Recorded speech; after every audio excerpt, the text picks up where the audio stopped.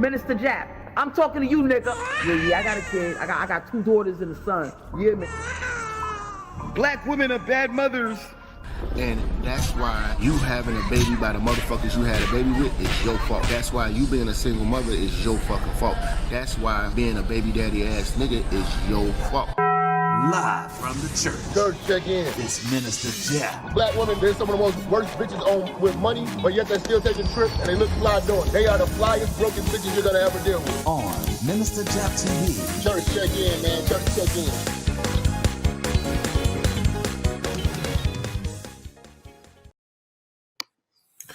All right, man. All right. Church check in. Oh man, appreciate everybody coming to this live stream midday. We got a special guest. First and foremost, I want to deal with the topic at hand. Today, we're gonna have a discussion with the brothers on how to co-parent with today's woman. You know what I'm saying? And I'm bringing on an expert. I got my man, Dennis Spurling. You know what I'm saying? The man is making a lot of noise. If you don't know, you better get to know him, man. Speak to the people, bro. Man, what's up, man? First of all, thank you, Minister Jap, for having me here, man. I'm a big fan. I feel like you're the voice of your generation. You're strong, you're witty, you're smart, and you're knowledgeable.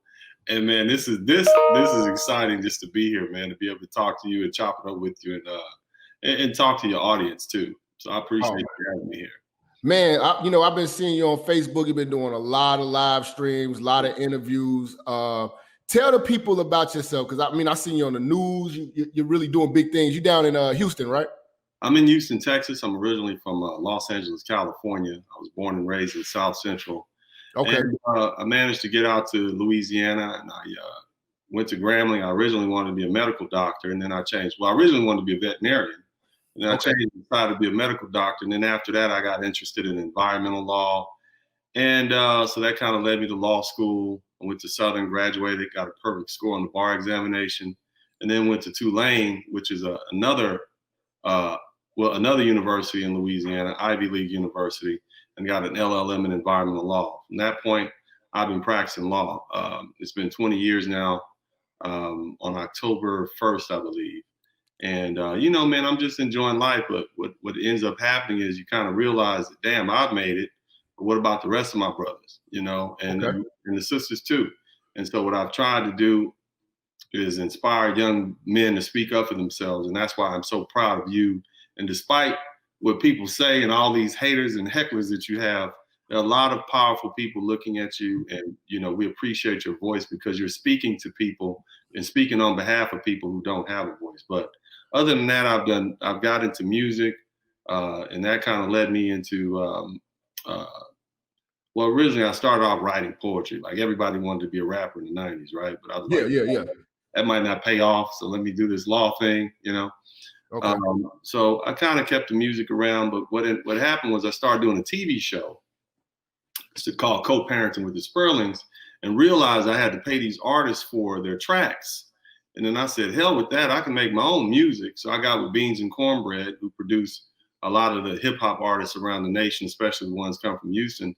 We put together about 6 albums. And so I have a wealth of soundtrack to pull from. But the television show, Co-Parenting with the Sperlings, it aired for 2 seasons. And it was the highest rated show in its time slots. It was a family friendly show.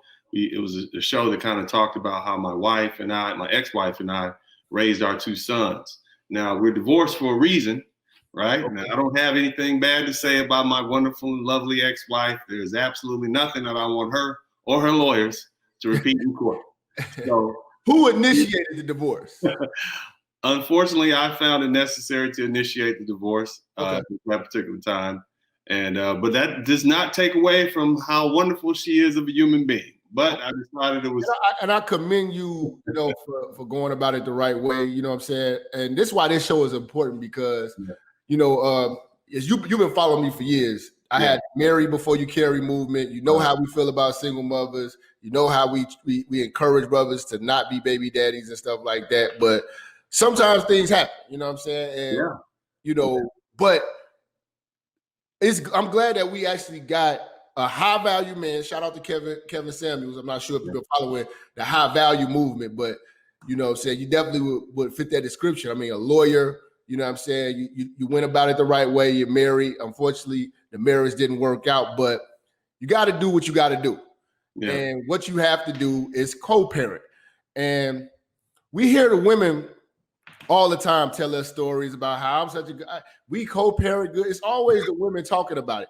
You know what I'm saying? But you as a black man, high value black man, it's very important that you get a perspective and give the brothers the right advice as far as co-parenting. And it seems like that's been the bulk of your work, you know what I'm saying? Outside of the law, you know, you've been really pushing for co-parenting and just showing the dynamics of it and how it should work and how it can work in harmony. Because again, you don't have no ill will against your wife. You know what I'm saying? I'm not saying it on your show. You know what I'm saying?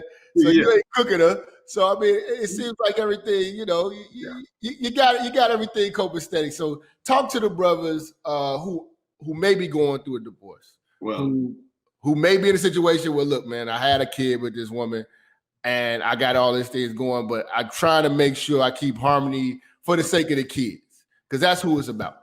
Well, let me say this, brother. I got divorced for a reason.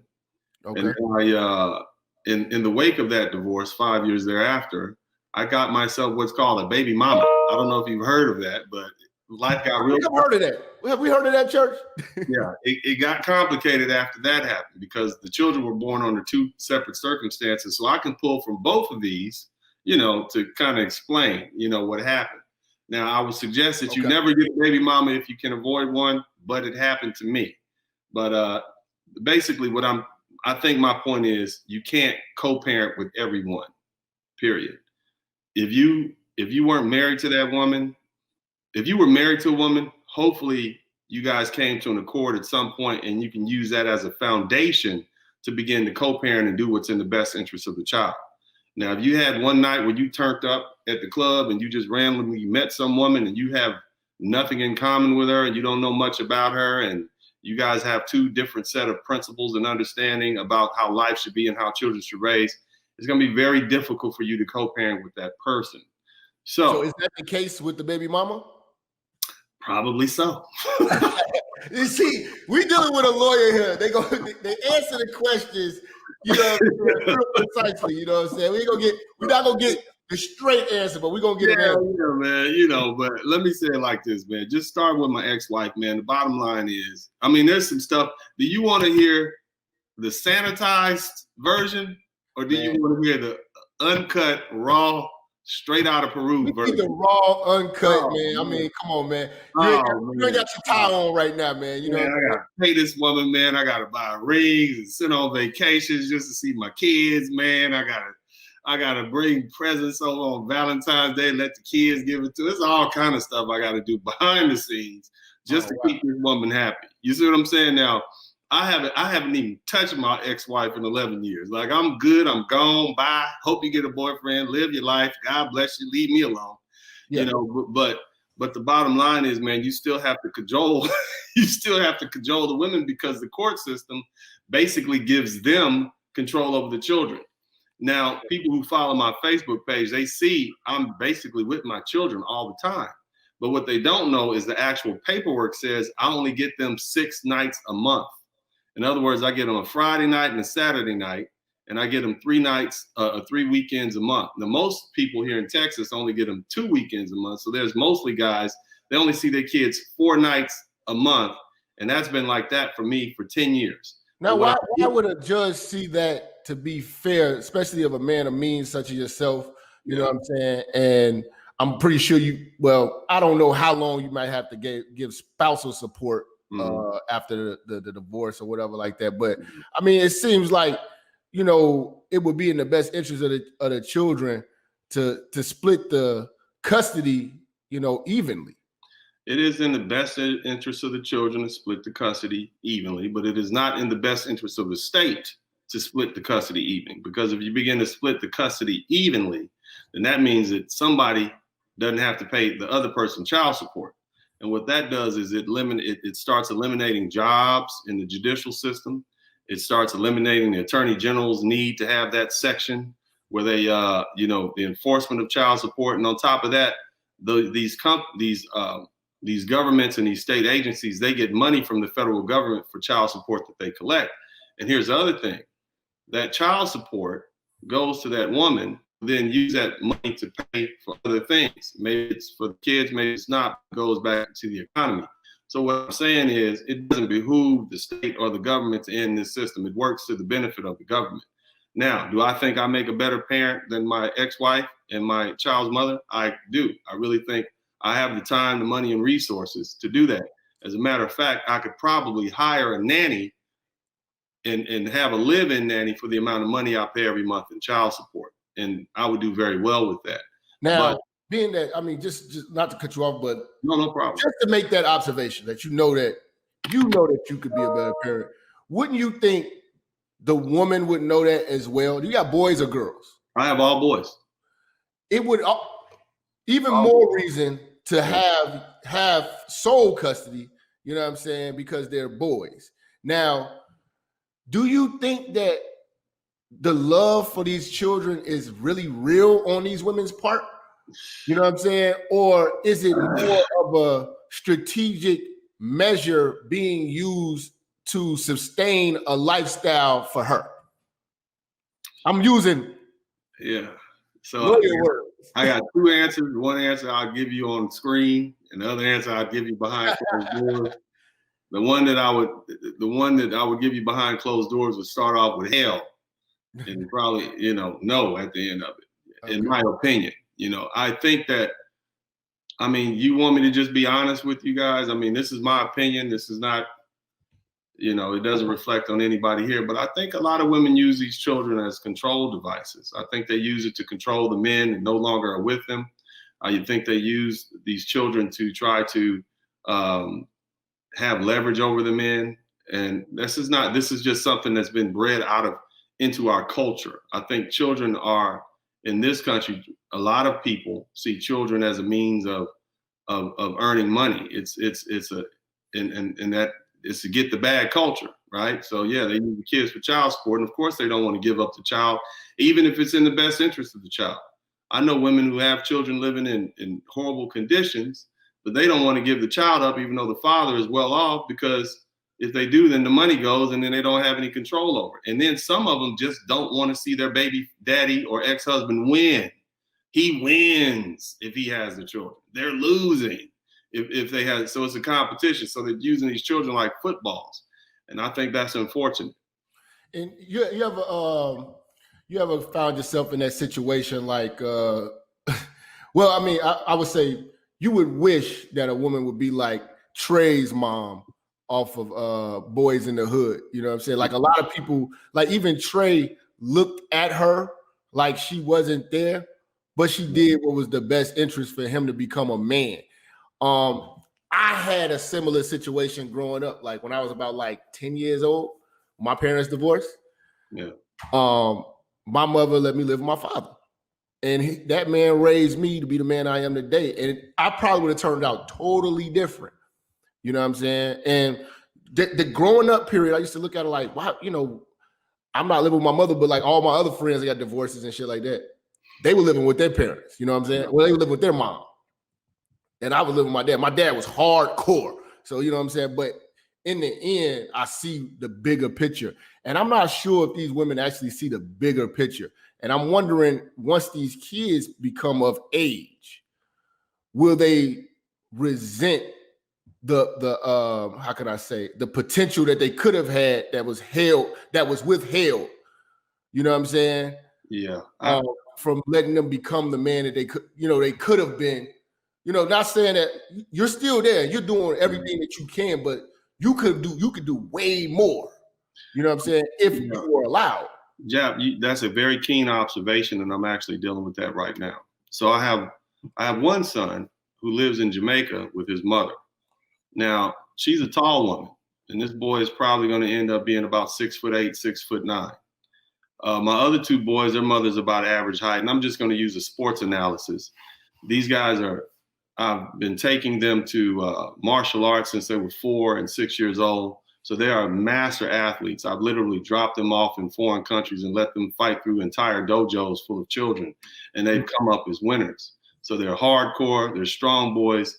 And even though they only spend 6 days, 6 nights a week with me a month, I still get them off and on during the week to take them to their practices. So I'm with them. I've dedicated the last 10 years of my life to just getting my sons, who are now 13 and 11, to the stage where they're on a path to be men. They're going to be good men. They're going to be strong men. They know what they want to be. My 13-year-old is going to start college at 14 at the local junior college. My 11-year-old is coming up right behind him, and he's mastering GRE words. And so I'm creating. One of them wants to be a medical doctor who operates a neurologist, and the other one wants to be a lawyer like myself. And I also have some of the best baseball trainers here, teaching them how to hit, the fundamentals of hitting. Normally they work with high school students, but they're working with my boys. So I have no doubt that these young men are going to be multimillionaires. They're going to graduate with early from university. They'll probably end up playing some sort of sports, even if it's just college or whatnot. But the bottom line is they'll be uplifted. They'll be venerated. People will look up to them. On the flip side, I got this other young son. He's only 4 years old now, but his mother has gone out of her way to keep him out of my life. In other words, she literally fled the country and moved to another country. Okay. I wasn't invited to the birth of the child. But see, here's what happened, and this is something I think your audience will find interesting. So she became impregnated. She said she was going to California for a minute just to do something, pack her stuff up. Then she sent me a Dear John letter saying, we need to co-parent, it's not going to work, blah, blah, blah. I already understood what was going on. There's a big difference between the laws in Texas and the laws in California. Anybody who has any common sense recognizes that, in California, you will get body slammed, in these sort of courts when the court has jurisdiction in that country, in that state. Uh-huh. But, and I anticipated what was going to happen. So I filed suit and I asked for paternity, established paternity here in the state of Texas, because I anticipated what she was doing. In other words, she had an immaculate gold digger plan that failed because she was dealing with a lawyer. You ladies should realize that I'm not, and there are a lot of men we're not football players. We're not basketball players. We are highly trained tacticians who practice law. So your games that you may be able to run on some young 23-year-old, 24-year-old boy is not going to work on somebody like me. And she had to find out the hard way. So what ended up happening, I served her. She got served. We ended up litigating the matter in Texas, and she got Texas justice instead of that exploitative California justice, and she's been bitter ever since. So her next play was to move the baby to Jamaica and basically, kind of divest this child of the opportunity to have the other opportunities that my sons have. I have no doubt, putting this boy in my presence and allowing me to raise him, he'll be just like them. He'll be a strong, upstanding, well-disciplined young man, and could end up playing NBA basketball or at one of these SEC colleges. You never know. But because she's taking him away from me, this being her first child, she doesn't even know what to do with this boy child. Now, I will tell you this, and this is more to your point. She will send him back to me when he's broken. When he's 14 years old and he's trying to punch her in the throat and cuss her out, and she can't keep a man in the house, that's when she'll send him back to me. But at that point, I won't be able to do anything. I'm not going to sit in here and box and fight with a teenager because he's frustrated of what he has had to deal with. And there are a lot of other men like that. Women don't realize that at some point, even a good father's like, no, it's not going to happen. You made that bed and you lie in it. You get your child support. There's nothing to talk about. And then, now I have a woman, I've basically told you for about the past 10 years, I've kind of just been raising my kids. But, now I have a good woman on my side. And so it's not fair to me to allow 8-9 years to go by and this child just to get horrible. And then you send it back to me. That's another thing women like to do. They like to. What she did, was it illegal? Because it sounds like almost like a kidnapping. It does sound like a kidnapping, and it would be a kidnapping had there been a judicial order in place. But she was running around from place to place. It was hard to get her served. So We finally got her served, and she responded, and so the court had jurisdiction. We were able to get something in play, but it's nearly, I'm telling you as a lawyer, it's nearly impossible to deal with someone who's overseas and who's taking a child overseas. You literally have to get the attorney general involved, and the attorney general has to call the state, the consulate down there. And, you know, I've seen my child. I mean, he's came to visit this summer. You know, I've tried to work with her, and I pay my child support on time. I put myself on child support. So you have to pay child support out of the country? Yeah. Yeah, man. Isn't that a wonderful system that we have? I have to pay. So is your child considered an American citizen? The child is an American citizen born in the States. But see, the thing is, if I don't pay child support, then I go into arrears, and I can lose my license, my driver's license, my law license, trucking license, and anything. The state will take over that. You see what I mean? And so you still have to pay child support. Even I put myself on child support to establish custody and these sort of things. So, you know, that's a worst case scenario co-parenting situation. By contrast, with my ex-wife, she lives a couple of miles away. I pick the boys up. It's not always hunky-dory. Right now, we're actually fighting about custody because I want more time with my children. As I said, I've only had them 6 nights a week for the past 10 years, and I want them 12 nights a week, you know, until they get older. I think that's the right thing to do.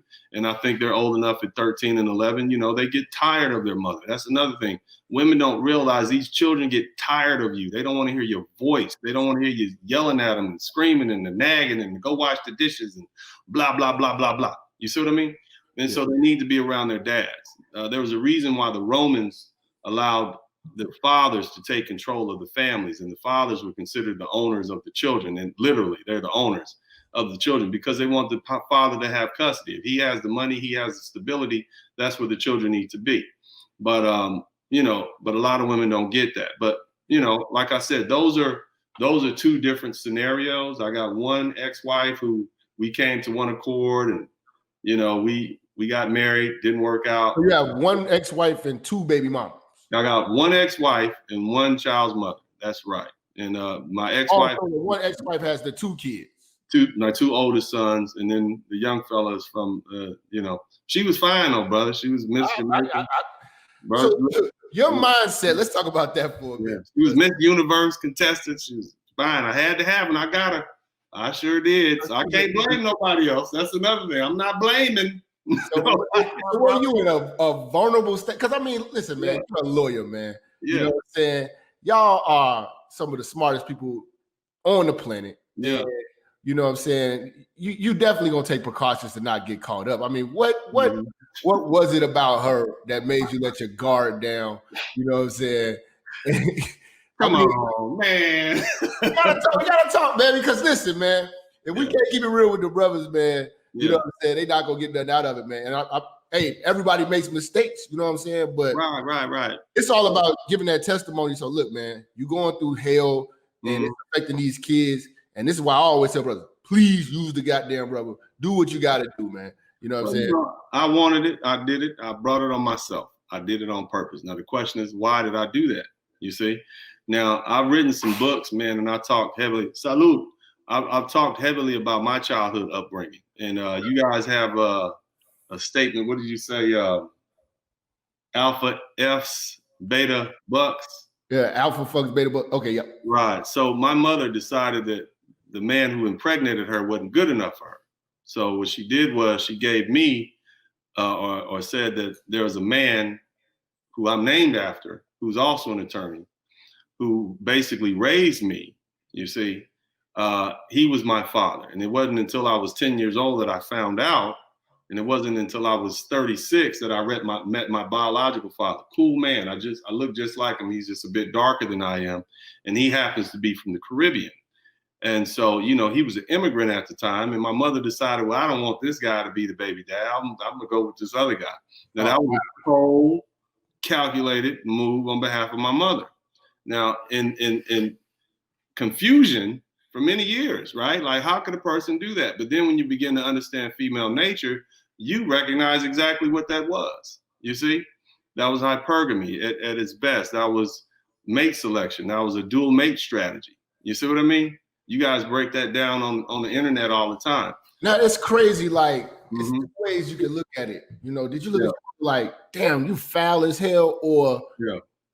you know, maybe that was a strategic move because you took after a great man. You know what I'm saying? Maybe deceiving you into Right. that was Right. the thing for you. How did you perceive it? Oh my God, I received it both ways. How treacherous! How my God, how could you do such a thing like that? And then, but see, the thing is, man, you know, had I been raised by an immigrant man, I might have been a different person. Maybe I would have, but it turns out that immigrant man was from a family of, ended up being from a family of California royalty, meaning my uncle, which would have been his uncle, was a lieutenant governor of California while I was growing up in the hood in South Central. So had my mother just said, you know what, I'm going to go ahead and give you to your real family, it would have been a better situation for me, because I don't know if you notice about West Indian culture, Caribbean culture, but oftentimes they have a much more nurturing environment as opposed to the Black American family that I grew up in. And I don't know if you know anything about Black American families, but sometimes on certain holidays when the gin and the juice gets the flowing, the chairs and the knives also get thrown. Yeah, I mean, shit, you was in the hood. You say South. So, you know, so I experienced a lot of trauma as a child, you know, and so growing up with that, you cannot mask that with education or money or alcohol or fine women. But I tried, you know, and that's why I have a child's mother and an ex-wife. What I'm telling you is I was not ready to even be married at 30 years old when I got married. I was not ready to be a child's father at I was just not ready. Now I'm a different person. I understand. I've lived. I've traveled the world. I have a much better understanding about life. I know what it is to be with a woman and how you have to treat a woman and how you have to pick and select a woman. And you do a great job at explaining to these young men what they don't want and what they should be looking after. I didn't have somebody like you when I was a young man. You see, Yeah. I grew. Do you believe in marriage, and Yes. would you get married again? I would definitely get married again. It would definitely be a different kind of woman. It would definitely be a woman not from the toxic culture that I was raised in. Okay. And so it's not a race thing, it's a culture thing. Okay. Let me say that again for the people in the back. It's not a race thing, it's a culture thing. I typically have only dated Black women, Black American women. I tried to date the Jamaican lady who ended up being my child's mother, but she was Black American in her culture because she was raised in the United States. Now, I'm not saying that there aren't good women out there, but what I'm saying is you're looking at a toxic culture that does not put the family first. They put the me first. They put the get the bag first. And so it's impossible to have a union with somebody like that who's so focused on getting the money. Now, I'm not taking away from women who make a choice to be with what Mr. Samuels calls a high value man. That's smart. That's what women are supposed to do. But what I'm saying is, if you have a woman that all she wants to do is take, then you setting yourself up for a failure, man. You know, especially if you got one that comes from a family that, you know, they used to putting the men down and disrespecting the men like that. And if you're a man like me, I'm not going to take it. You're not going to disrespect me. You're not going to put me down. You're not going to call me these derogatory, emasculating names. You see what I'm saying? Without me firing back. And see, that was the mistake I made as a young man. I would go tit for tat with my ex-wife, and I talk about these things in my books. Okay. You know, so you got books. Yeah, rules to live by, how to maintain peace of mind and happiness in a conflicted world. And it takes you through all the different sort of conflicting issues that you might have to deal with as a young man. Now, by the way, that's my actual biological father calling as we speak. He and I have had a great relationship over the past 10 years now. And so I appreciate that, you know, but back to what I was saying, man, you just, you got to be ready for it. You got to, if you're going to take on the response, not everybody should get married. I don't care what they say. Not every woman is marriage material. Not every man is marriage material. It takes a special kind of person to get married. This is something that I had to learn. It's not just something you can just pick one off the shelf and go ahead and get married. You see, some people you just can't get along with. Some women are just, you put them in a category, that's just fun time, I'm done. Some women like, you know what, you almost there, but you're not there, I'm done. And only very rarely would you find a woman that's worthy of your marriage, worthy of being a married woman or married to you. So that's the first thing. But man, you know, I just, my advice, man, to you young brothers out there is, man, be very careful and establish yourself before you do anything, and don't have any children. And hell, don't even think about getting married until you get in your late 30s. I'm just gonna put that out there like that. Let me ask you this. Yeah. What was your goal with the baby mama? Were you looking to actually marry her? Did you see her as marriage material, or do you see the fact that you're a high value man? You got all these things, and you're a black, educated man, lawyer, you know what I'm saying, several accomplishments and all that. Do you see women throwing themselves at you and it's not genuine and it takes time for you to find out what their real agenda is, or how is it going for you? You know, when you get to a certain level, man, all women are, well, not all women, but they're coming at you for what you have. Period. Okay. When you're open, when you're known to have money, when you're successful, when you're popular, they're going to come at you for that. The game changes. See, like a lot of us think, oh, the game is treacherous when you out in the streets, you know, meeting with. The game is even more treacherous when you get to a certain level. When you get to a certain level and a certain status, they're coming at you from everywhere, you know? And so, you know, man, it's just, I mean, think about it. I'm from the hood, right? You know, I'm from South Central Los Angeles. Imagine you meeting Miss America, right? Mm-hmm. Who want to date you? You see what I mean? That's the equivalent of me meeting Miss Jamaica, who's a Miss Universe contestant. I wanted her. I got cars. I'm riding around in private jets with the homies. You know what I'm saying? I'm taking vacations every month. Okay, you lit. I'm lit, man. You know what I mean? I got $500,000 in my stock account, man, just sitting there, and I'm riding. I got every car that I ever wanted. I bought a 1965 Cadillac on some 20s with the all blue exterior and the all white interior with the drop top, along with a Chevy Impala, just because I wanted to have it. Didn't even really drive it, just spent $40,000, $50,000 refurbishing it. I had all these things. You see what I mean? And I had all these things trying to fill a void, man. You know, that void. Were you trying to marry her? Yeah, I mean, you know, I would just, you know, it was nothing, you know, just married. What is this? And I did that before. It's no big deal. You see, but now I see how important it was. See, that woman was not meant for me to be with. You see what I mean? Yeah. But I wanted her. You see, I wanted a Jap. I wanted her bad. Huh? If you'd have been in the wrong state, should have been a parasite. You know what I'm saying? Right. Like, really been leeching on to all your assets and everything like that. Let me ask you this. Yeah. You saying that you believe in marriage. Yeah. As a lawyer, do you take the precautions now that, you know, like marrying a lawyer has got to be different than marrying like any old Joe on the street, or you doing it, you know what I'm saying? You're going like, you're taking a chance. Look, no prenup, you know what I'm saying? I'm all in. Well, you know, the thing is, man, I believe in marriage, you know, and I believe you, and I would never tell you, any of you young men, not to get married and not have children. Being a father has been one of the best things that has ever happened to me. You know, it has helped me be more responsible. It has helped me become more understanding and wise of my purpose here on this planet, and it has brought great fulfillment. See, a lot of the issues that we face as young people growing up, we can't go back in the past and correct that. But see, what we can do is correct it in the lives of our children, or protect our children from having to experience that.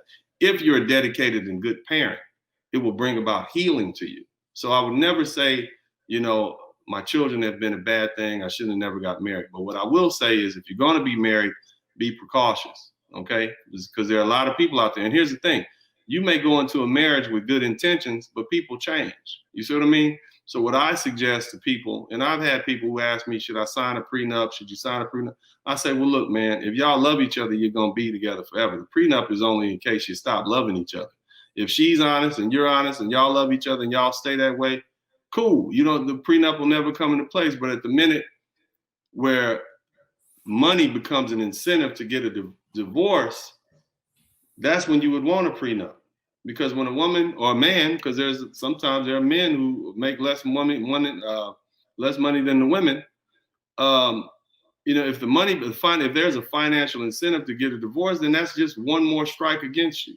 So remove that. You see what I mean? But as long as you're with that woman, that is a nice way yeah, to bring that, because that's always been the big thing with a lot of guys. They're scared to bring it to the table. No, you have to, man. You have to be word it like that, like how you just worded it. Listen, let's take away the incentive. Yeah.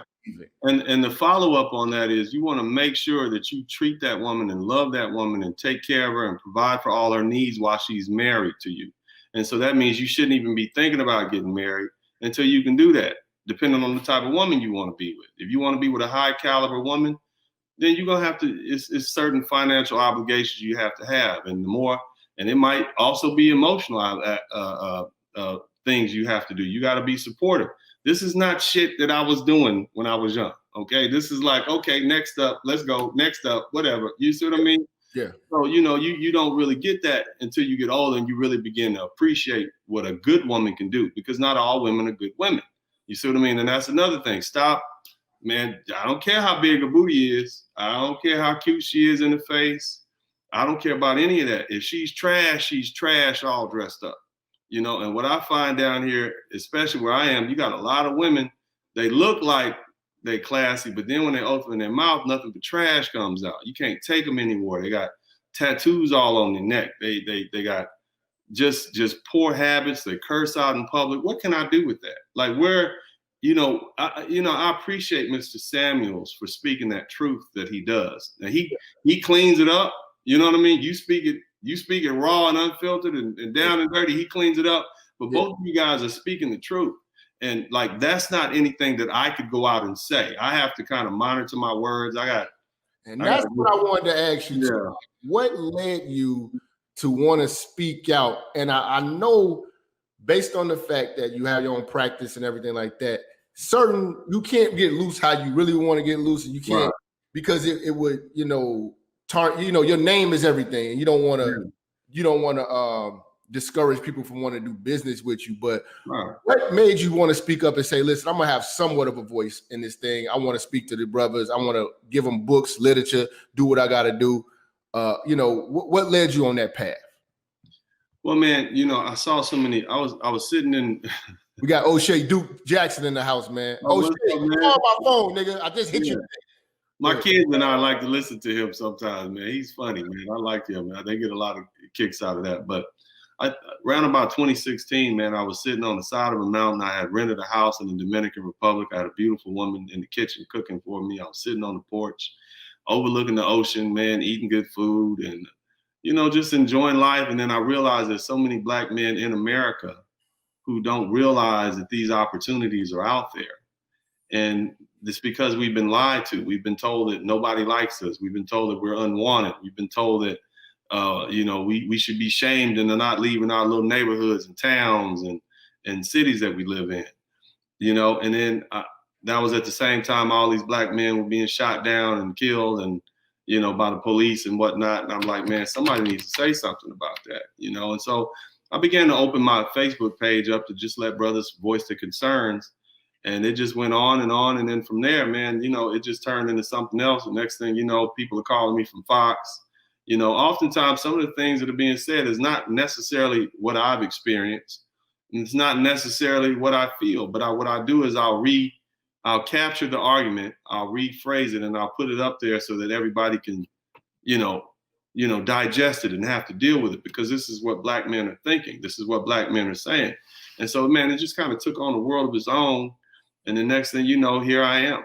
I'm now an unofficial spokesperson for a certain group of people that you're tackling a area that's not really been talked about. I got my man Mr. Palmer. Shout out to Mr. Palmer. Mm-hmm. He deals with the child support and that in the custody aspect of it, but you're dealing with the co-parenting.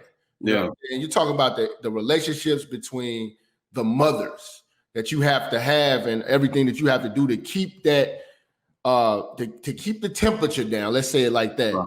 You know what I'm saying? For the sake of the kids. And I think that's like something that ain't never been talked about or just emphasized on. Another thing with the show, how did you come across getting your own TV show? And, I like I said, a lot of people, they want to come up here, they want to speak, they want to do things like that, but you actually invested your own money. And that's what serious people do. Like Minister Jap, my brand, I invest in it. You know what I'm saying? And that's why it's taken serious. Your situation, the Dennis Spurling movement, it has to be taken serious because I seen you spend money on it. Right. That. I think that well, let me I'm gonna give you some rules for co-parenting, if you don't mind. Okay. And then we'll talk about the show. And if I forget, because I'm gonna talk all day. We walk down slow. But first of all, fellas, you got to establish whatever the agreement is going to be. In other words, you need to establish a custody agreement, okay? Because if you don't, then every time she gets mad, she can withhold the children, and there's nothing you can do about it. If you don't establish how much the child support is going to be, then it can go from paying her $50 today to $300 next week to $200 to $1,000, and so you don't have any stability in that. And at the minute you give her $1 less than what she wants, then she can what? She can exercise control because she has control over the children. So what you want to do is first of all, as soon as possible, establish a custody agreement and a child support agreement to visitation. First, because you want to be able to eliminate that control that the ex has. And then also you want to be able to establish a relationship with the children. It makes good common sense, but people overlook that, okay? Next of all, you want to try to avoid talking reckless about your spouse or ex-wife or ex-girlfriend in front of the children, okay? Because invariably what happens, the children are gonna run back and tell the other parent. Now, I know you're gonna say, don't say what goes on in this house, but it happens like that. Other thing is, you wanna cut down on arguments. Sometimes, man, you just gotta pay these women. You gotta pay them with gifts and trinkets and bribes. You're gonna have to, you gotta try to make them feel like this is in their best interest, and for instance, I would often have my sons bring their mother some flowers and maybe something, something I spend a few dollars on for, Mother's Day or Valentine's Day or these sort of things. I do that. And the reason I do that, because it keeps the bullshit down. You and I both know women like attention. They want to be exhilarated. They want to post the shit on IG. Look what my son did for me, blah, blah, blah, blah, blah. You understand what I'm saying? Like, so you kind of want to keep the mess down. Now, going from that, the bitter divorce we had, to filming a television show together, that was the magic in that, But my wife, she was a professional. She decided that it was in her best interest to do it, and I said, well, let's do it. Let's show people how we co-parent, because we had a good co-parenting relationship. Now we're involved in a custody battle, so it's kind of went to hell in a handbasket. But that's another story. But as far as how did I get in to the TV show, I come from the Suge Knight School of Entertainment. You see? Oh man! So I basically y'all beat motherfuckers up. Well, I basically kicked in the doors and say, here's the money on the table. Either you're gonna put it on your channel, or I'm gonna go across town to these other people, and they're gonna put it on their channel. That's how this is gonna work. So I gotta talk behind the scenes because but yeah. But see, there's a law on the books that says that even local television stations have to show local programming. You see? And so whether or not it's in the form of an actual TV show or what we call a promo commercial. Have you ever seen those promo commercials that last 30 minutes? Yeah. All right. So basically people pay for that. Now, what's the difference between me sliding a 21 or 30-minute television show in there, right? Yeah. Or a program crafted as a television show with 21.30 seconds worth of actual programming, and the rest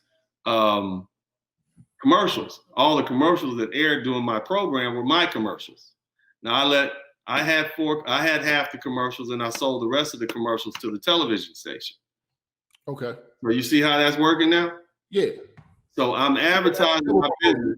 I'm advertising my business, and I'm also selling airtime to these other businesses. Now, as long as they didn't have any other lawyers on there, fine. So it's kind of like the Suge Knight, Byron Allen school of entertainment. You see what I mean? Yeah. I financed the TV show. I paid for the production. And shout out to Alexis Robbie Williams. He was one of the producers on the show. That's my guy. He helped me put this thing together. I had a vision. I had the money. I had the willpower. And then I called the people in who could help me, orchestrate it. Okay, but that's basically it. I'm like, this is what we're going to do. here's the money. Either I'm going to put it on this channel, or I'm going to go across town and put it on that channel, and you're going to miss out, and you're going to have to explain to your regional manager why you didn't get this $50,000 when network television is dying. So that's basically how I did. If you guys want to hear more, I talk to you about it behind closed doors, man. But it was really just about just put it on YouTube directly, or you know what I'm saying, like you can do like that Hulu type of situation.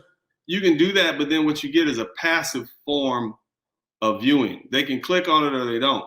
If I put it on at 11 o'clock or at 10:30 right before the football games come on, you got to watch it. You see, and that's why we were the most highly rated show. See, if I put it on YouTube, they can, oh, okay, I don't want to watch this today. No, if it's on your television show, you're going to watch it. You see, you if it's on the station that you watch right before the game comes on, then you're going to watch it. And that's basically. I can only imagine how many detractors you had, because with anybody who has anything brilliant, everybody always views it as crazy. You know what I'm saying? Like when you starting something like that, like, you crazy. You're going to start your own TV show? Yeah. You know? I had people telling me, oh, how you pimping out your family like that? I had people telling me, oh, those white people don't want to hear about black people and co-parenting. They don't want to hear about, oh, that's a stupid show.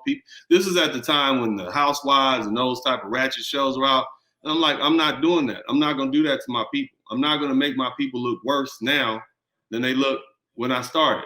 So y'all wasn't throwing chairs at each other. No, we weren't throwing. We had disagreements, but we handled them like civilized human beings. You know, we handled them like, I mean, it was a little fussing going on in there, you know, but for the most part, man, we tackled some serious issues. One episode, I tackled the issue of teaching my sons how not to get shot in a school shooting. You see what I'm saying? How to hit the ground. And of course, you know, I've had some experience growing up with gunshots flying over the head. You have to talk to your sons, because this is a talk that my father had with me. And I would encourage any black man who has sons, daughters, just have to talk with your kids about interacting with the police. Oh, yeah. Because it's so many kids that they act erratic, they turn up. I know my rights, and they pulling out phones and all that, but you can tell who's been raised right and who's been, you know what I'm saying, been raised to be disagreeable, raised to be confrontational. And we can't cry. I mean, yeah, we could cry when these things happen, but there's a lot of, like, for instance, if you look at like Boys in the Hood, and that movie is so accurate to me. You know what I'm saying? Because like Trey was like how I grew up, and getting pulled over by the police, getting violated. I've been violated by the police and shit like that, and I felt that. But you don't react.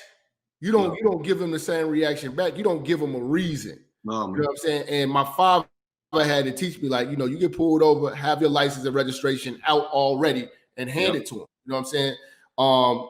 Yes, sir, no, sir. You know what I'm saying?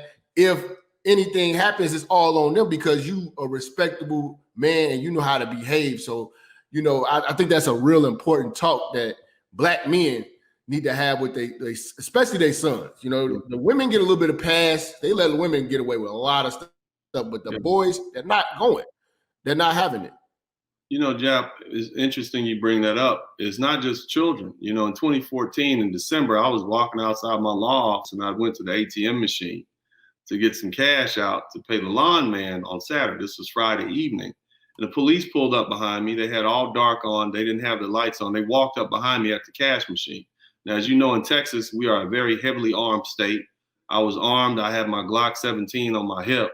And you know, I could have easily looked out the corner of my eye and turned around and pulled out on him. I'd have been dead. Thank God I didn't. But even after that, I'm in front of my law office. You can see my name on the moniker, and the police handcuffed me, sat me down on the steps of my building, right? Took my gun from me, had that sitting next to me, and said I had robbed the bank. They said I robbed the bank because the alarm went off, because you can Google it. Dennis Spurling sues the city of Houston for $3 million. But did you get it? I can't talk about the undisclosed settlement amount, but it was filed in federal court. Yeah, you know, the thing is, I handled myself well. I didn't even tell them I was a lawyer until after they was finished the investigation and recognized that I wasn't a threat. But what I did, but they probably got bust down after that shit. They cost the city all that goddamn money. Yeah, the day after, the next business day, I filed a suit in the Southern District of Texas, United States Southern District of Texas, and it was a big deal here, you know, and I believe things changed. I haven't had a problem with them since then, but I didn't curse them out. I even thanked them. They gave me my gun back, sent me on my way, you see?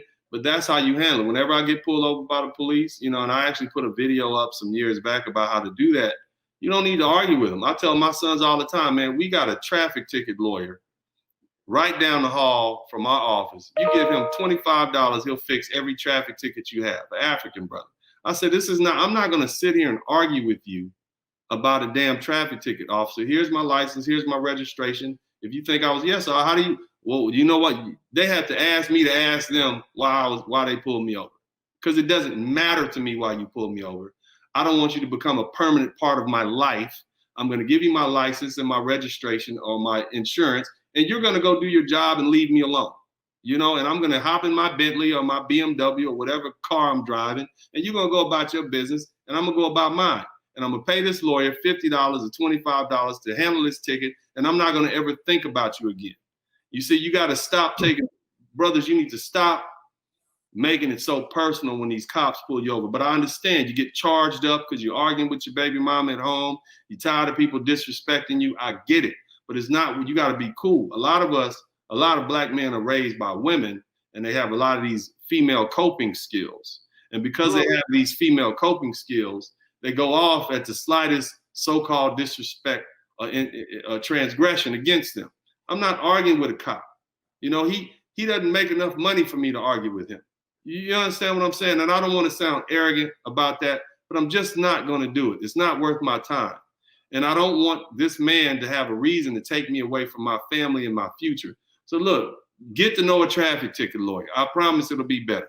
And the other thing is, stay your ass out of trouble.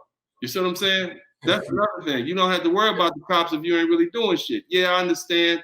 And you know, man, I really commend you, because there's some things I want to say specifically about this. There's one incident I want to talk about, but I don't. But you kind of talk about behind the scenes, but you know me, I literally, like I say, the biggest problem this whole Breonna Taylor issue. And you hinted on it. You see what I'm saying? Yeah. See, I'm from South Central LA. I was born and raised in that. The stuff that people are going through now, I've been through it 30 years ago. I know what happens when you're dealing with dope boys. Ladies, you can't pull that BS on me. I know what happens. I know what you're doing. You got the boyfriend and you got the dope dealer dude that's kicking you down bread, and you playing that lifestyle. And this is what happens. You get kidnapped, you get jacked, you get robbed, your grandma's house gets shot up. You see what I'm saying? You get pulled up on. Kids get took. Like, to be truthful, if you ever heard of that Tyshawn Lee, the little boy that was in Chicago or whatever like that. I heard the name. I don't know. The little boy, they shot him in the alley. Yeah. They lured him into an alley and shot him.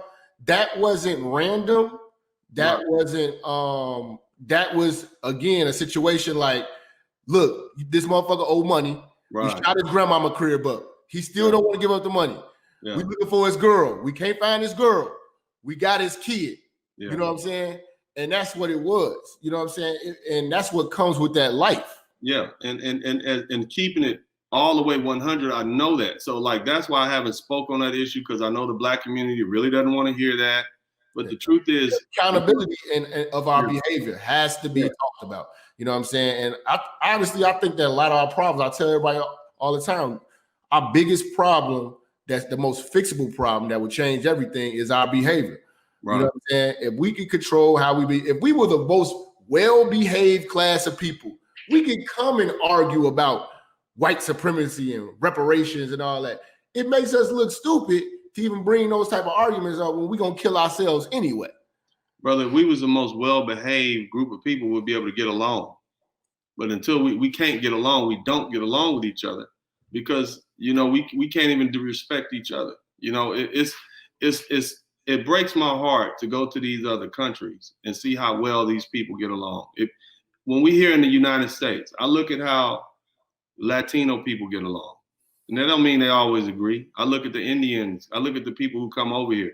We who have established roots here, who have deep-rooted, we have all the money that we need, but we don't get along. But it seems to me sometimes like we hate each other.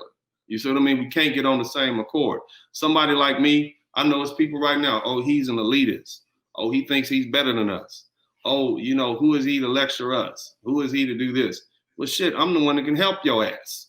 I'm the one kicking in these goddamn doors so that the next time a young brother like yourself comes up behind me, they'll say, oh, yeah, remember that Dennis Spurling guy? Yeah, he had a great show. Let's let Jap in. You see what I'm saying? Mm-hmm. That's what I'm trying to do. And I'm not doing it just for myself. I'm doing it because you and other brothers like you will be an example for my 3 sons coming up behind me. You see, when I'm not here, they'll look at you and look at your leadership and look what you've done and be inspired by that. You understand what I'm saying, brother?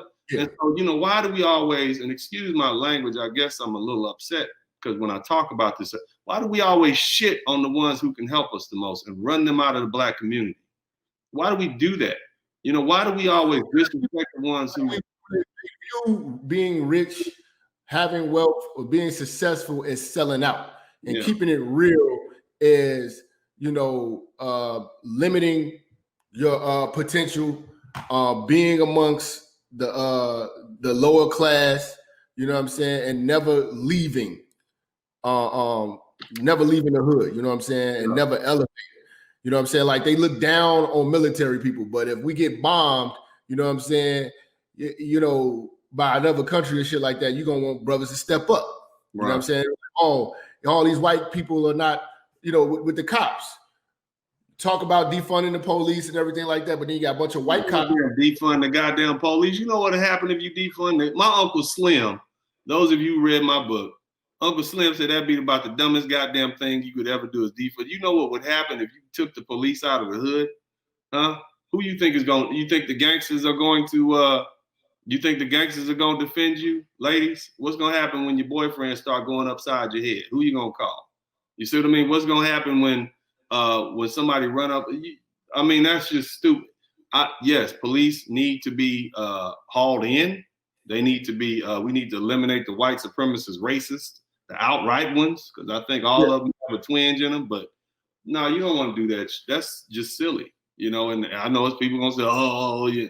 But you try it and see what happens. You go to what's that country over there in the Horn of Africa, Somalia. Go over to Somalia where they don't have police and see how you live. See how that works. You ain't seen police brutality until you seen what they do to motherfuckers in Africa. Yeah. You know what I'm saying? Like, you can go to Colombia and get it. Like, this is what I understand. Like, I've traveled around enough and I see what police do in other countries to people that look like them. And police are pretty bad in other places. Matter of fact, I had a Colombian cop pull up on me and pull me out of a taxi because I had a gold chain on. You see what I mean? Talk about rights. Your rights, you have no goddamn rights. You see what I'm saying? You look like you did something. I'm going to pull your black ass out this car and ask you about it. That's what you get in other countries. And it's not going to be on television. Nobody's going to come to your aid. You're not going to get Al Sharpton, anybody like that to run up on you. So, as far as police, we actually, and I hate to shit on everybody's parade, but we pretty much got some pretty soft police compared to the police that are around in the rest of the country. These police here make the Mexico police, make African, all third world country police look like Disneyland. You know what I'm saying? So like niggas knock it off, man. But I wanted to get back to the co-parenting aspect of it. I wanted to ask you about this with your ex-wife. I know you were saying that you have to butter her up and things like that. And I want to know, like, do you feel as though like you have the problems because she resents you, because she wants you back and she's alone in the game? Because I see with a lot of women, they don't want to see you happy with someone else. All right. Let me say this. Man. I'm gonna say this.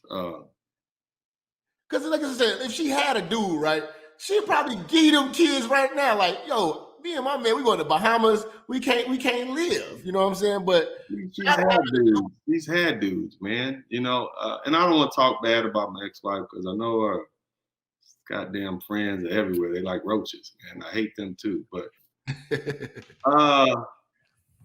she'll never find another man like me, and I think she's realizing that. You know, I divorced her when she was in her 20s. Now she's in her 40s. You know, and I don't think she's going to be able to find another man like me. And I don't think she realized what she had when she had it. You see? Yeah, man.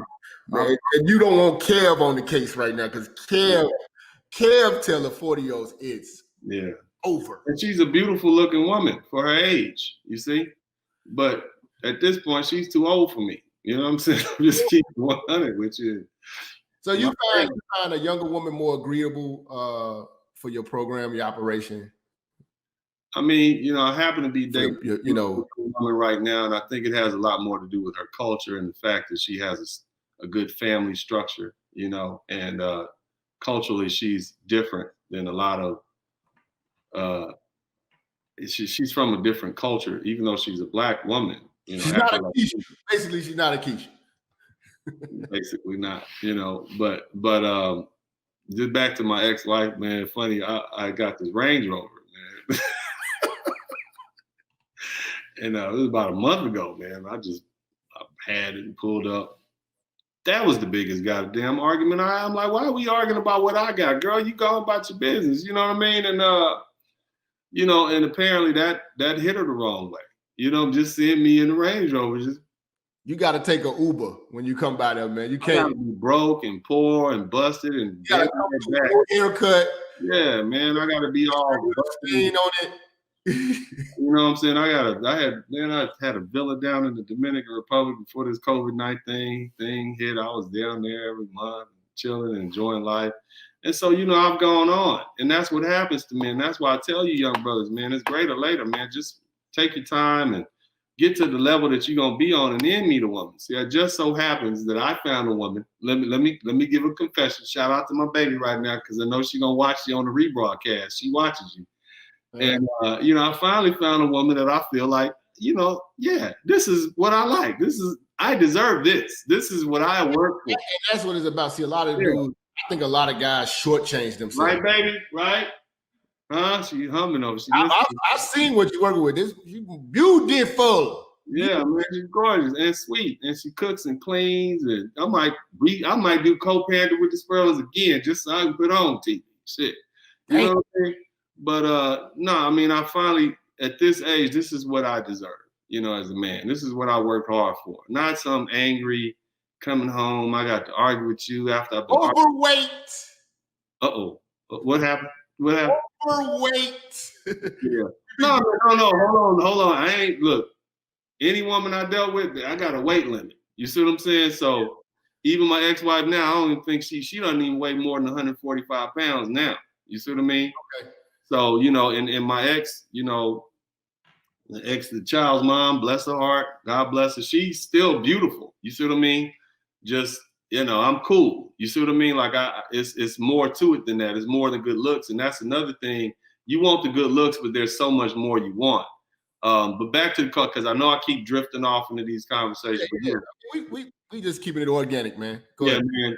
But the co-parenting thing, man, you have got to recognize your value. It's women that you would have dated in your past that you wouldn't touch now. You wouldn't walk by them, and you wouldn't even look at them if you walked by now. And so you catch Dennis Spurling at 28, 29. I'm a different person in my mid-40s. You know, I have more money, more resources, got a lot more time. I'm my own boss. I'm not working for somebody else. I'm not working from 8 in the morning to 2 o'clock at night, every night for this law firm I work for. I'm not, you know, I barely roll out the bed to 10 o'clock. And I got other people doing my work. I got younger lawyers doing my work for me. So it gives me the opportunity to live a more stress-free lifestyle so I can focus more time and attention on the woman I'm with. So you get a higher caliber woman because you got the resources, you got the time. She want to go on a vacation. Come on, baby, let's get a ticket. We can go right now. You know what I mean? You want a nice little gift. You know, I got a little gifts. I've been bringing a little gifts to my lady, and she appreciates that. Not because I'm trying to buy, just because shit, this is what you can do when you've established yourself. You know, so that's why I tell you young brothers, man, just wait. It's greater later, man. Just chill. Don't live off these women's lifetime, these women's timelines. You good until you about 55 or 60 years old. So you're saying that it's best for brothers, because I get a lot of flack. They're like, Mr. Jap, you talk all this shit, you ain't married. I'm like, I've seen it done, you know what I'm saying? But and I've also seen, you know, what real wives look like and how real wives move, and this is not it. And they like, you getting old. I got, you know, I have brothers get married at an older age. You said like late 30s, early 40s. Man, look, I got this young brother, man. You'll know him if I mention his name, but I'm not. He makes about $100,000 a month, you know? Mm-hmm. And you know, he's got all these, he's only 36. I say, man, you still a baby. You just turned into manhood right now. Like, you don't even become a grown ass man with some understanding till you get 40.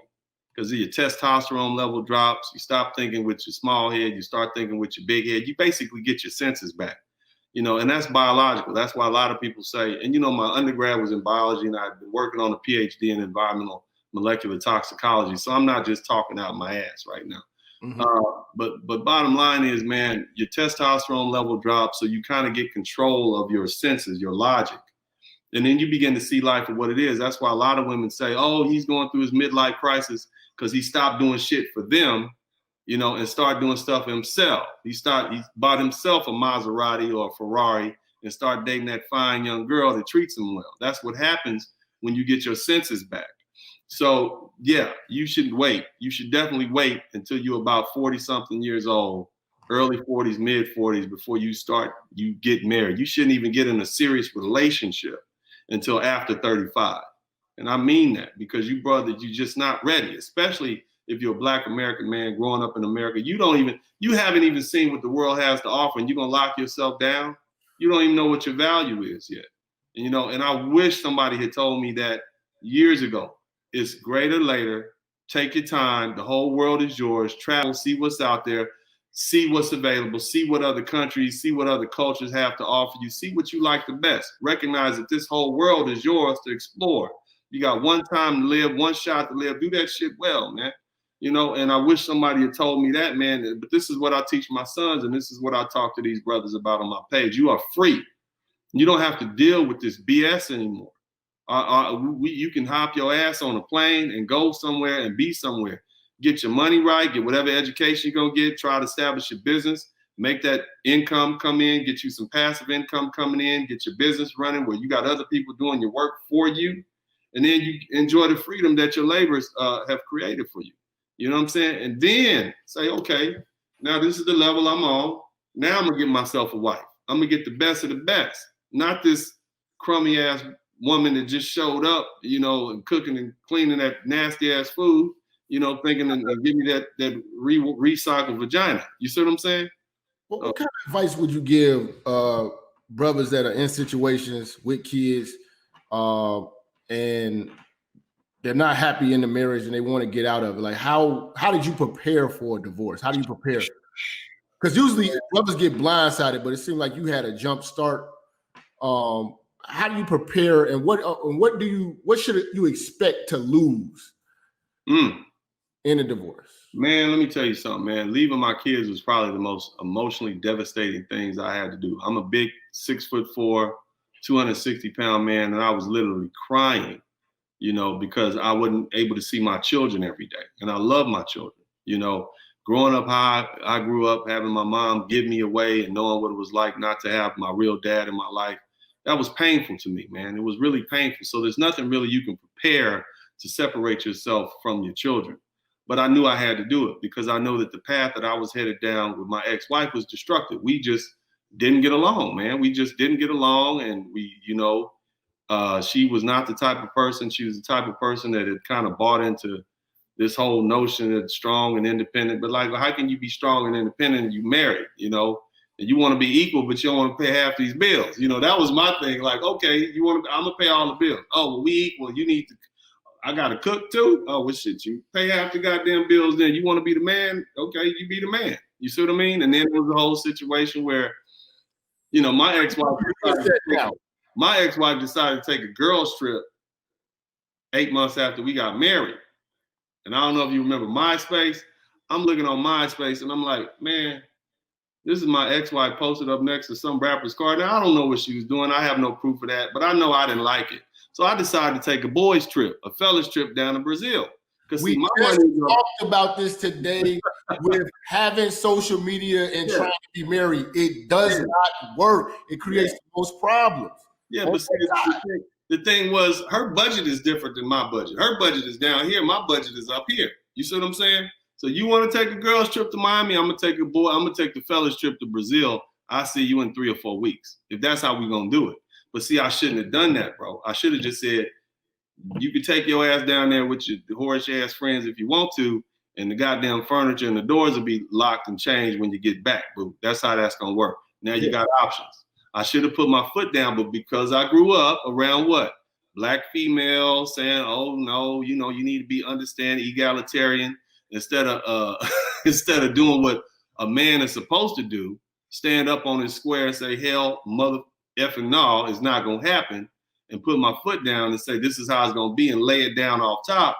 You know, that's on me, man. And that's why I say you are not ready to get married until you get to that point. Damn near until you don't give a crap anymore, you don't need to get married. You need to be a man. You need to stand on you need to make sure people respect you. Don't play these games with these women. Tell them how it's going to be off top. If they don't like it, they can hit the door. You see what I'm saying? Because you setting up boundaries and standards at this point. You see what I'm saying? And see, I got a whole lot to lose, man. I can't be going through no goddamn divorces and shit. I got the governors looking at me and the mayors, and I'm kicking money down to judges and people like that. And I'm a respectable person in the community. And now I got my wife running around town and taking goddamn trips, and I can't do that. That makes me look weak. It makes my enemies think I'm weak. It makes people not respect me. You see what I'm saying? See, that's why I'm telling you, it's a different level of the game when you get to certain places. Before we got on the phone, man, I just got through talking to 8 or 9 lawyers, all these white folks that have brought me into this class action environmental litigation where these plants blow up, you know, and they bring other lawyers in to help out. I'm in that group now. How does it look if my wife is treating me like some of these basketball players and football players' wives treat them? You see what I'm saying, brother? Yeah. It makes me look weak. It makes my enemies come for me. I am a shark in a pool of sharks. And what I don't want to do is become a target of these sharks. You understand what I'm saying? So when you're dealing with a high value man, and I think that's the best description, you know, that Kevin Samuels came up with. It's a lot of other shit that goes along with it, you know, and a lot of people don't understand that. Like, you say you playing chess, I got 8 or 9 or 10 games of chess going on at any given time. You say something crazy to me, and it gets back to my employees and my staff or the lawyers that work for me. How can they respect me if my own wife and my own children don't respect me? So, you know, I have to be a certain kind of way. You know, and I don't like to be like that. I wish the woman just came trained and ready. But unfortunately, we don't have a lot of that in the Black community. We don't have a lot of sisters know how to just shut the fuck up, sit there, enjoy the money, be pretty. And if you got something to say, wait till we get to the house and make sure you don't say it with a rotten ass tone. You see what I'm saying? Because then I'm going to have to check your ass. You understand what I'm saying, brother? Yeah, man. That's powerful. Let me ask you this. Yeah. Excuse me. I apologize for cussing. Hey, man. Let it out, man. I got to ask you this, though. Marriage. Yeah. You know that a lot of the benefits tend to truly go to the women, and you're a believer in marriage. And you were saying that if you'd have married or even had a kid, let's just talk about marriage and kids. Right. In certain states, what kind of states do you avoid if you want to be married and have children with a woman? And if it goes wrong, you won't be as bad. Like, you're in Texas, and that was like, you know, I don't know if that was a strategic move, you know, for you to live in Texas and establish your family and be a resident of Texas. But what states are definitely like a no-no? We know California, you know what I'm saying? What states should guys look for to be a resident to actually do the marriage thing? I mean, I think all of them are pretty much the same, but California and New York, they're horrible. They're horrible. You know, you just be, I mean, but the bottom line is if you have money, you're going to be a target anywhere. But California and New York are definitely those what they call liberal states, and they just have no regards for wealthy men. But then again, if you worth $500 million, it's not that big of a deal. I'm not feeling sorry for any millionaires who get hammered by their trophy wives. You see what I'm saying?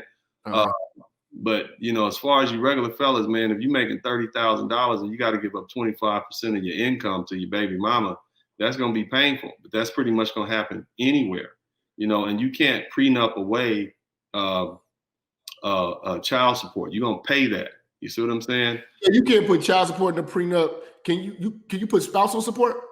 You can put spousal support, but see the way prenups work, man, you still you can't just marry. You only go to the assets that you came in with before the marriage. Yeah, but I mean, like in Dr. Dre's case, he wasn't a billionaire when he got married, but for the most part, he's saying you're not getting the division of the assets because these assets flowed in the relationship from an ongoing business venture that I had.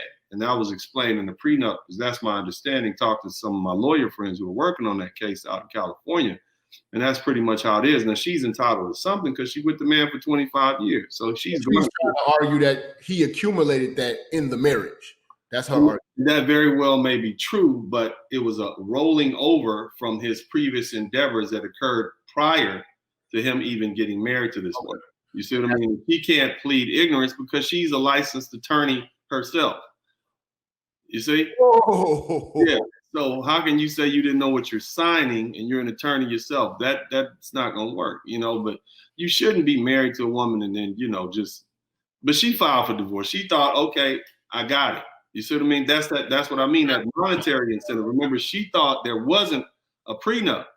So she did her 25 years. She got tired. She wanted to get back out on the market with $400 million in her pocket plus a monthly stipend. Now, hold on. Mm-hmm. How did she not know it was a prenuptial? Well, here's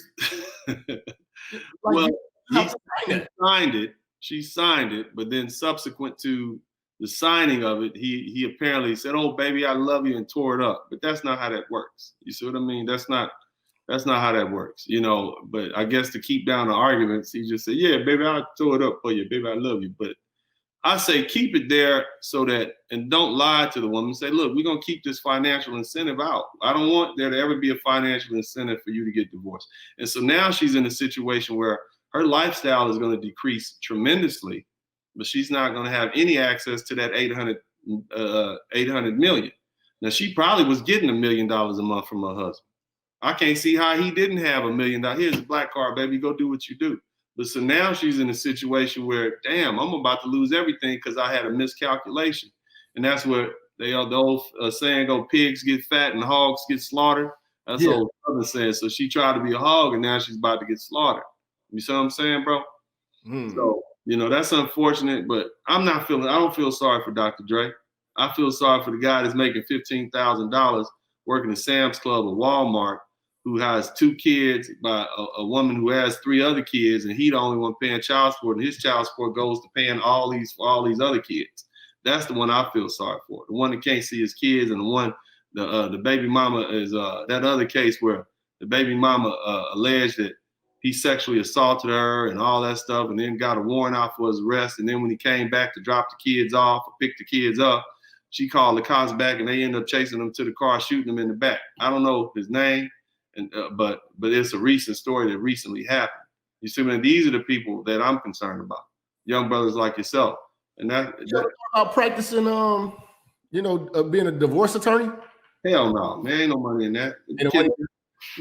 No, I'm not doing it. Hell no. But I mean, but this is basic stuff that you learn in law school. But it just so happens that I'm a different level of attorney. I teach other attorneys how to practice law. So if you look at my books, you kind of can see some of the strategy that I've done. I believe it's that gold book. I kind of talk about some of the. And you guys, for you guys who are new to the stream right now, we got Dennis Spurling, lawyer and author. I got all his information in the description. His Facebook, his Instagram, his YouTube, his books, everything. Make sure you guys click on those links and check them out. Yeah, that gold book, which is the second volume, kind of explains some of all the treacherous things that I've done or I've had done to me in the practice of law.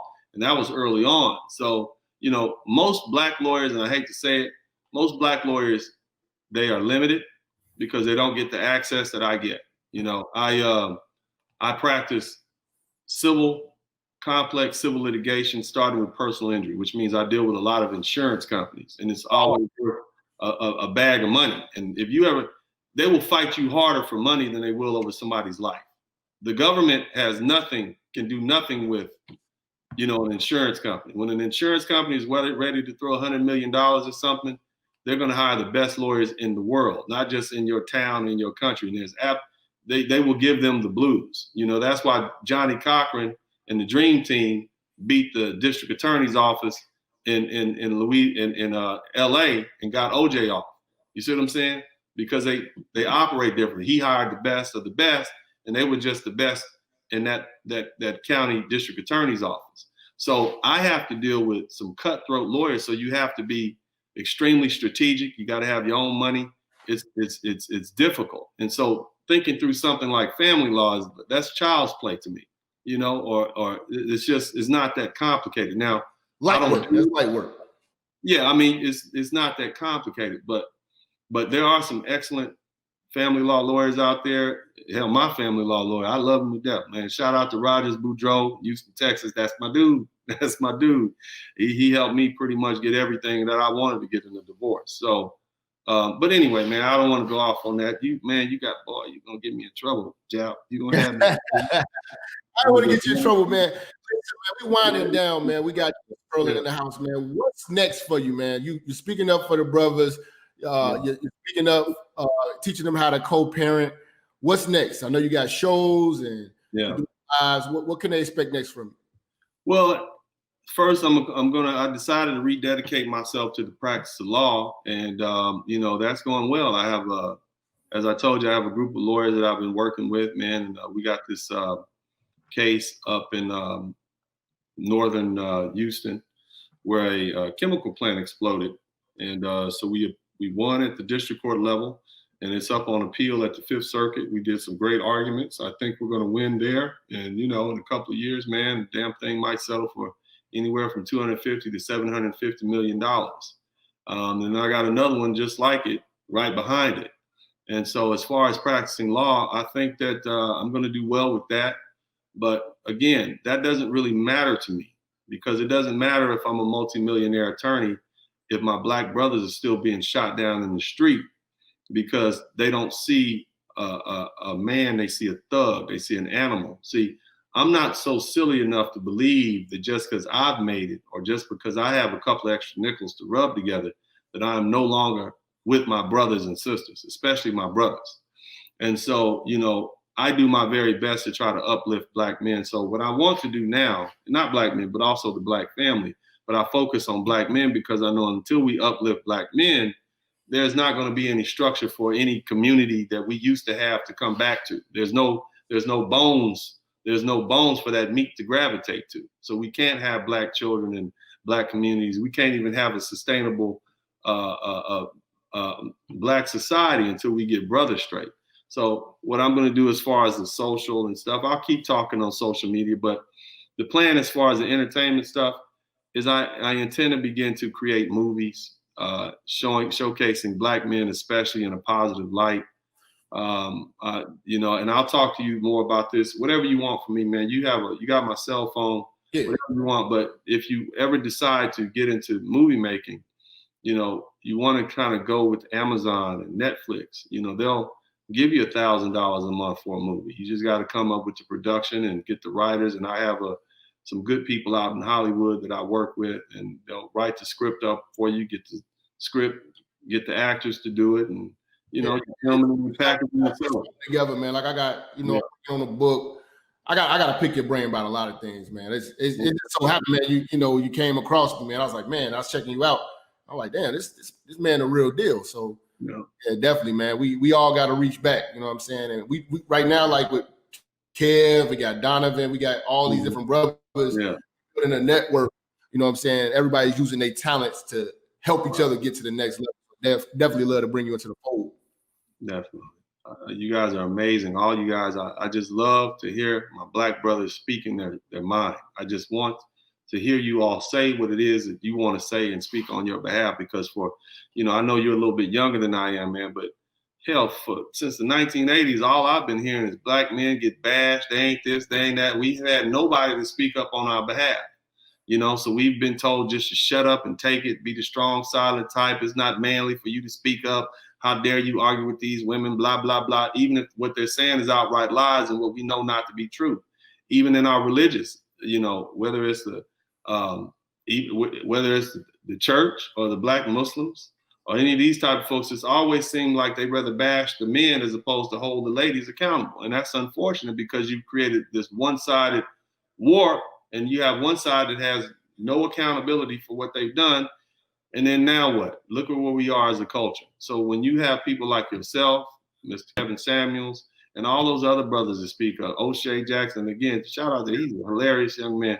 That's my man, O'Shea, man. Yeah, man. I like the fact that he's in school and whatnot. But you guys keep speaking, because I know personally I'm proud of you, and I'm happy to hear that strength.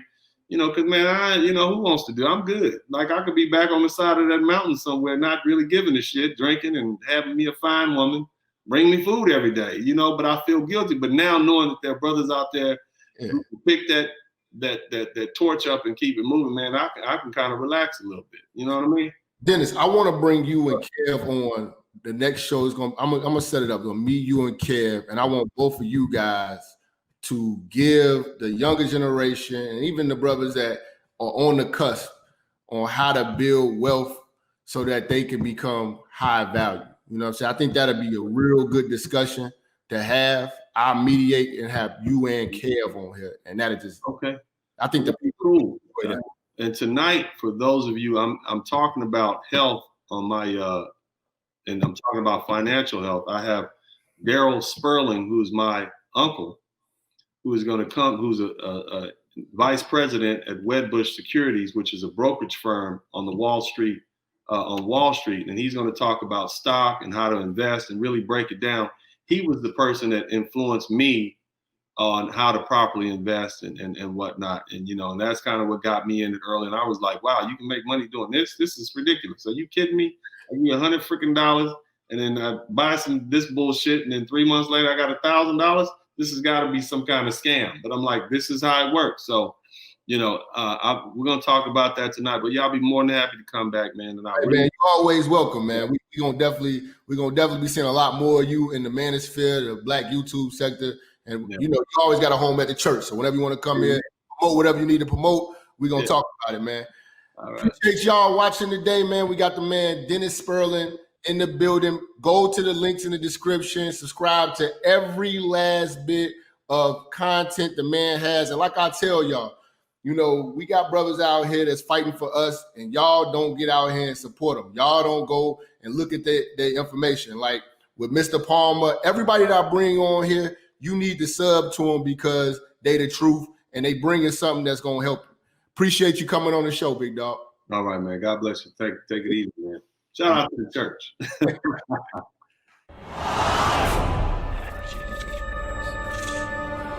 Minister Jap, I'm talking to you, nigga. Yeah, I got a kid. I got 2 daughters and a son. Yeah, man. Black women are bad mothers. And that's why you having a baby by the motherfuckers you had a baby with is your fault. That's why you being a single mother is your fucking fault. That's why being a baby daddy ass nigga is your fault. Live from the church. Church check in. It's Minister Jap. Black women, they're some of the most worst bitches on with money, but yet they're still taking trips and they look fly doing it. They are the flyest broken bitches you're gonna ever deal with. On Minister Jap TV. Church check in, man. Church check in.